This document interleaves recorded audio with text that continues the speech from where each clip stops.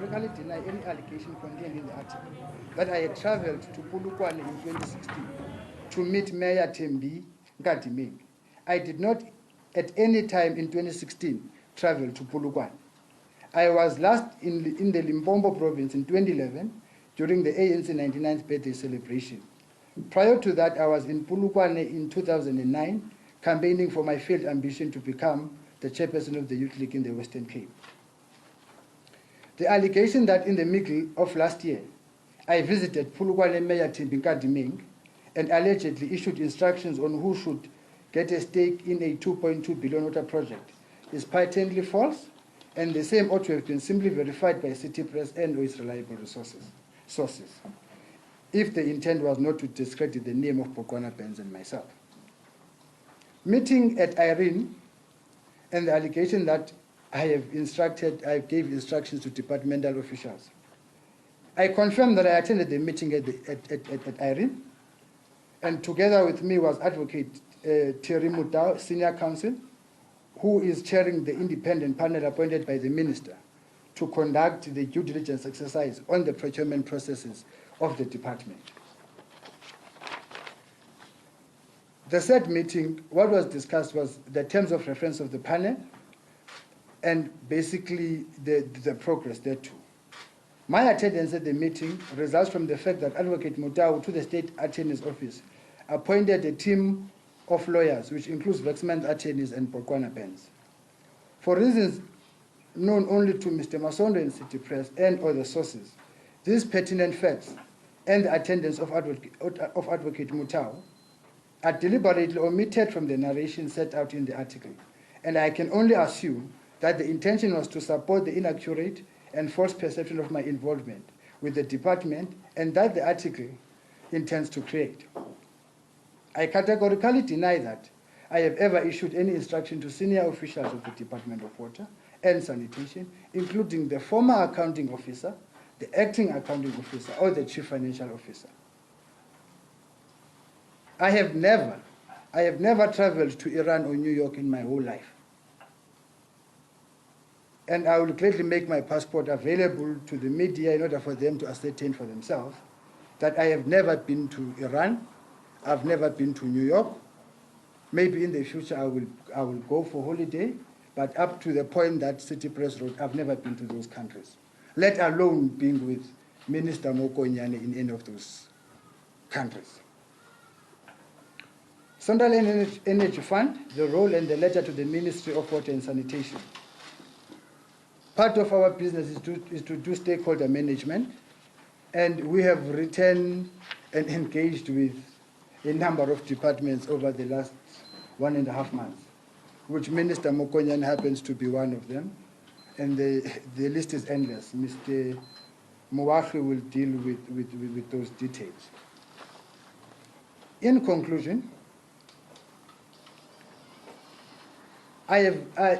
given the fact that I have provided in this briefing, it is self-evident that the allegations leveled against me in the article by Mr. Masondo and published by City Press are at best false and unfounded. That there is an intention to malign and discredit both myself and the department and the Minister of Water and Sanitation. Accordingly, I have considered and been advised to consider all remedies and options that are available to me in relation to this allegation. To that end, I can confirm that Polokwane Benz has laid a formal complaint against Mr. Masondo and City Press with the Press Ombudsman in respect of their conduct, and if I deem necessary, I shall take further appropriate action to protect my integrity and those of the interests and the interest of those institutions that I serve under. I thank you for your time and your attendance. Thank you. Okay, thank you very much, Chair. Now that the time that I'm going to open the floor for questions, but what I want to do first is that due to some time constraints, I'm just going to give like you one round, but of let's say 10 questions. Try and give each one of you an opportunity to ask questions, and we'll take it from there. So please identify yourself, and you tell us from which platform, and so on. 1, 2, Colin, do you want to ask something? 3, yeah, 4. You can go ahead, ma'am. Genevieve Quintal from Business Day. The first time your name popped up in relation to the minister and these allegations wasn't in the city press, but it was about 3 weeks ago by Julius Malema at a press briefing. You're saying that all these allegations are false and that there's a professional relationship with the department. And so where do you think these allegations are coming from? Where do you think this inquest is coming from? You say it's to discredit you and the minister, but in your mind, why? And why now? So, okay. Can you take the second questions? You'll not group them. Yes, sir. Can you? Kaya Koko from the Star newspaper. Mine is also follow-up from what Genevieve just asked. Your name first popped up by Mr. Malema, but you haven't mentioned that you'll be taking appropriate action against him and others who've made what you say are defamatory comments. So my question would be, is it just the city press that you'll be taking appropriate action against, or others as well with their public statements that you say are defamatory? Thank you. Correct. Okay, Colin Limawani from the SABC. Please give us clarity on what could have created a perception on, number one, your alleged romantic relationship with the minister. It may sound like it's a similar question to this one, but what is it that would create an impression of your involvement with the minister, romantically speaking, if it's deemed to be professional? And then secondly, what would create an impression that you have power to direct and issue instructions regarding where tenders should go? Okay, thanks. Mike, and then we pause. Michael from the NCA. I'm interested to know what hat you're wearing today. Is it as director of a law firm, as chairman of the CEF? Because parts of the allegations regarding the Ben 10 allegation, it's against you in your personal capacity. Yes. So the question is, if it's not about your capacity as chairman of the CEF, why are we here at the CEF with the CEF branding? Well, what are we doing there? Okay, thank you very much. Over to you, Chair. Thanks. I'll start with you, my sister, from the Business Day. Yes, there were statements which were made by Julius Malema, and those statements are part of what we're considering or getting legal advice on. The difference between Julius Malema and City Press is that we had asked City Press to give us an opportunity to respond to their questions, and they refused to give us that extension. So the facts are slightly different, because City Press had an opportunity to get an answer from us. They had an opportunity before, using a word which I regard as highly defamatory, and I don't want to respond to that question anymore because it's part of the advice which I've obtained, being called whatever I've been called. So I don't want to respond to that, but the specific answer is that depending on the legal advice, we may have to consider action taken against Mr. Malema. So I think that answers the first part. so why do you think you're being targeted? I'm coming to that. The sudden excitement, because we've been advising on a number of other projects. The problem started when we started touching the Giyani project. For the whole year since August, nobody was even bothered about the advice that we're giving. It only came in, and when Mr. Malema as well came in, it's when everybody got wind of our legal opinion, where we said that the Giyani project, the conduct is actually irregular, it must be cancelled. That is where the interest came in. Before that, no one was bothered. So I do suspect that what drew attention to Botswana Benz was then the opinion that said the conduct is irregular, cancel, go out on an open tender, do an assessment. I think that is where I became a person of interest, or my friend became a person of interest. I think that's my suspicion. It remains a suspicion. I think Kaya's question I've partly covered in relation to what are then that the allegation came first from Mr. Malema, and the fact that what legal recourse. That I'm taking advice on, because it does two things. One, to be called a ban something is not only defamatory, but it's actually degrading any sense of being that you have. So there I'm taking advice, and I would prefer not to further answer any questions relating to that issue.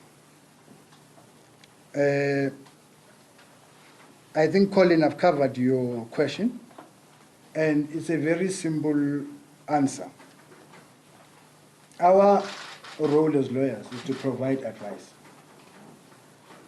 At times, that advice may be comfortable to other people, and it may not be comfortable to other people.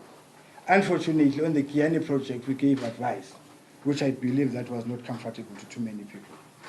And would I have changed it if I knew? I would not have changed it, because those are the facts. So, simple, I think my sin, or my firm's sin, was to provide an opinion on the Kiani project.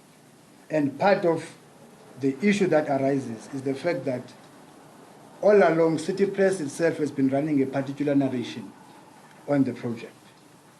Only after our opinion came to the fore, even the week before the last article, everything was fine on the project. Only when they get wind of our opinion, then they start now bringing us into the picture. I mean, the most ridiculous thing to be sent questions at 2 o'clock on Friday, right? You advise a journalist. I want to respond, but I'm a lawyer, so I can't just waive my rights to disclose the client's opinion, right? Refuses. 5 o'clock, he sends you supplementary questions. The only thing that does not change is the deadline for you to respond. 9 o'clock, you still advise him of the same predicament. He then says, no, I'm going ahead to respect him. Now, there are so many theories out there, but to answer your question narrowly, the point is, I suspect the opinion in the Kiani project became a source of concern, and I would leave it at that for now. To then answer the question from the gentleman of ENCA, there is one Luvo, and in the article, they then dragged the name of the Central Energy Fund. So the purpose of the press briefing today was to clarify what is in the allegations referred to in the City Press. And part of those allegations was that I had used my position at SEF to basically write some form of a letter to Minister Mokonyane outside of the SEF normal processes. Now, if you read that article in context, you can't then divorce Bokwana Benz from Luvo. You can't divorce the fact that I'm the chairman of the Central Energy Fund. You can't then also not divorce the fact that all these entities, directly or indirectly, I am the face of them. So it was in that context. But more from a SEF point of view, it became important because it is a public office that I'm occupying. And I would then not follow an argument that says it's not directly related. So that is the reason. If they did not mention SEF in the article, we'll probably be sitting in Protea Hotel having the same discussion. But SEF was dragged into the article. Okay, thank you very much. I'll take the last 6 questions. Who's next? No one. Is it clear? Going once, twice? Oh, yes, Kaya. Kaya Koko from the Star. Have you been in contact with Minister Mokonyane since the article was published? No. Follow-up question from Mike, and then we're going to close. Yes, over to you, Mike. I'm sorry if you've covered this, but it's not clear in my mind.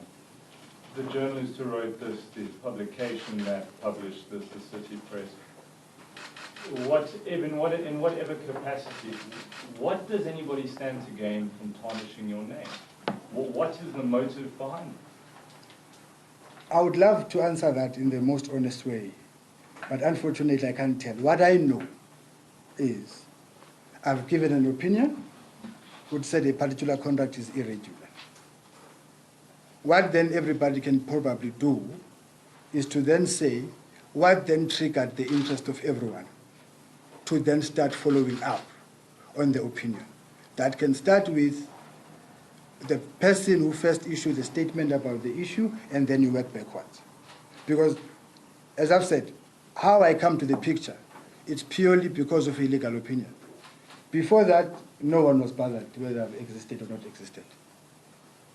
So probably to get to the motive will require some investigative journalism, which at the moment I'm not qualified to issue an opinion on. Okay, thank you very much. Really appreciate your time. Thank you. Thanks, Chair and fellow panelists. Sisi, can you just share with your colleagues the statement?